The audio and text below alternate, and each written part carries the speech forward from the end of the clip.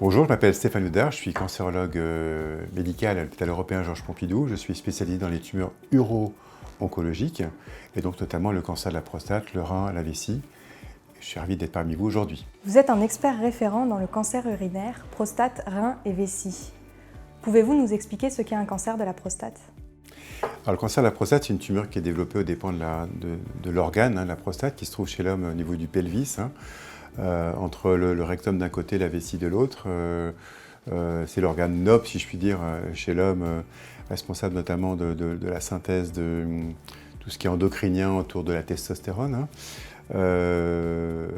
Donc c'est une tumeur qui se développe souvent en périphérie de la prostate, qui ne donne pas forcément des signes tout de suite par rapport à l'adénome, qui peut entraîner malgré tout des troubles urinaires, des troubles sexuels, éventuellement lorsque la tumeur évolue, donner des ganglions qui vont comprimer, voire des métastases à distance. Et tous ces éléments-là vont être générateurs de symptômes cliniques pour le patient. Généralement, avec maintenant le développement des outils biologiques, on détecte souvent cette maladie avec la détection du PSA, du prostate spécifique antigène qu'on dose dans le sang. Et lorsqu'il est élevé au-dessus de 4, c'est souvent un indicateur de maladie prostatique, soit adénome, soit cancer de la prostate. Quels sont les signes prédictifs de ce cancer ? Alors, les signes prédictifs, il n'y en a pas beaucoup. Il y a certaines catégories éventuellement à risque. Les Africains, certaines communautés qui sont exposées à des polluants. Lorsqu'on a une famille avec des parents, des grands-parents qui sont atteints d'un cancer de la prostate, ou alors des maladies touchant certains gènes, notamment comme le gène BRCA1 ou BRCA2, qui majorent le risque, comme dans le cancer du sein, de cancer de la prostate. L'immunothérapie est-il un traitement possible dans le cancer de la prostate ? Alors je dirais aujourd'hui non, parce que ce n'est pas une pathologie où l'immunothérapie pour l'instant est vraiment très efficace. Oui pour le cancer du rein, oui pour le mélanome, oui pour le cancer du poumon. Dans le cancer de la prostate, il semblerait qu'il y ait uniquement 3% des patients qui ont ce qu'on appelle un statut MSI, donc un statut qui va répondre à l'immunothérapie. Lorsqu'on recherche également le statut qu'on appelle PDL1, qui est un marqueur éventuellement de potentialité d'action de ces immunothérapies, ce marquage est relativement faible. Donc au jour d'aujourd'hui, en dehors d'essais cliniques, je dirais non. Par contre, dans le cas d'un essai clinique bien conduit avec des patients qui sont suivis et qui sont inclus sur des critères stricts, je dirais pourquoi pas.